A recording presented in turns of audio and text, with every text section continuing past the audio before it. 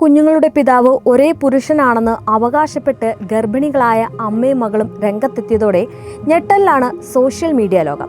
അമേരിക്കയിൽ നിന്നുള്ള ഒരു വീഡിയോ ഇൻസ്റ്റഗ്രാമിൽ വൈറലായതോടെയാണ് ഈ ഒരു അസാധാരണമായ കഥ പുറത്തുവരുന്നത്. ഇൻസ്റ്റഗ്രാം ഉപഭോക്താവായ ജോ ടിൻ പങ്കുവച്ച ഈ വീഡിയോയിൽ അമ്മ ഡാനി സ്വിഗിനൊപ്പവും ഗർഭിണിയായ ജോഡും നിൽക്കുന്നതാണ് ദൃശ്യങ്ങൾ. സംഭവം സാമൂഹിക മാധ്യമങ്ങളിൽ വൻ പ്രതിഷേധത്തിന് കാരണമാവുകയും ചെയ്തു. വീഡിയോയ്ക്ക് മുകളിൽ ഈ ഒരു സാഹചര്യത്തെ മകൾ തന്റെ ജീവിതത്തിലെ ഏറ്റവും സന്തോഷകരമായ സമയമെന്നാണ് വിശേഷിപ്പിച്ചത്. ഇത് വളരെ കൗതുകം തന്നെയാണ്. വീഡിയോയിൽ ഡാനി പറയുന്നത്, ഇന്ന് ഞാൻ 34 ആഴ്ച ഗർഭിണിയാണ്, എനിക്ക് 1 മാസം മാത്രമേ ബാക്കിയുള്ളൂ എന്നാണ്.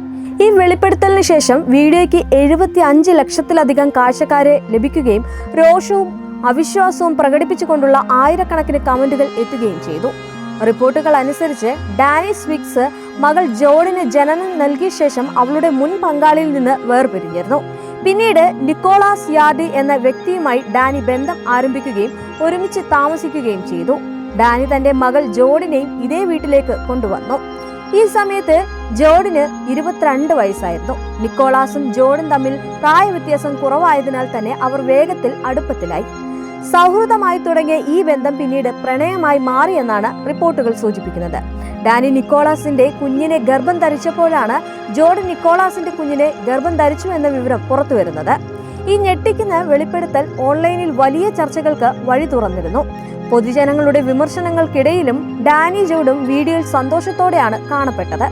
ഇവർ 3 പേരും ഒരേ വീട്ടിൽ ഒരുമിച്ച് താമസിക്കുകയും ഒരേ കിടക്ക പങ്കിടുകയും ചെയ്തതായാണ് റിപ്പോർട്ടുകൾ പറയുന്നത്.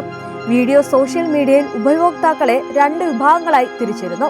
ഒരു വിഭാഗം ഇതിനെ ആധുനിക ബന്ധം എന്ന് വിശേഷിപ്പിച്ചപ്പോൾ ഭൂരിപക്ഷം ഇതിനെ അസാമാർഗികം എന്നും സാമൂഹിക മൂല്യങ്ങൾക്ക് ഭീഷണി എന്നും അപലപിച്ചു. രസകരമായ വസ്തുത എന്തെന്നാൽ ഈ വീഡിയോ 2 മാസം മുമ്പാണ് അപ്ലോഡ് ചെയ്തത്. അതിനാൽ 2 കുട്ടികളും ഇതിനകം ജനിച്ചിരിക്കാൻ സാധ്യതയുണ്ട് എന്നാണ് പറയുന്നത്. എന്നിരുന്നാലും ഇതുവരെ ജനനത്തെക്കുറിച്ചുള്ള ഒരു വിവരങ്ങളും ഇതുവരെ പുറത്തു വന്നിട്ടില്ല. ഈ ഒരു കഥ യാഥാർത്ഥ്യമാണോ അതോ ഓൺലൈൻ പ്രശസ്തിക്കായുള്ള ഒരു തന്ത്രം മാത്രമാണോ എന്ന സംശയം പോലും ഇത് വർദ്ധിപ്പിക്കുന്നുണ്ട്.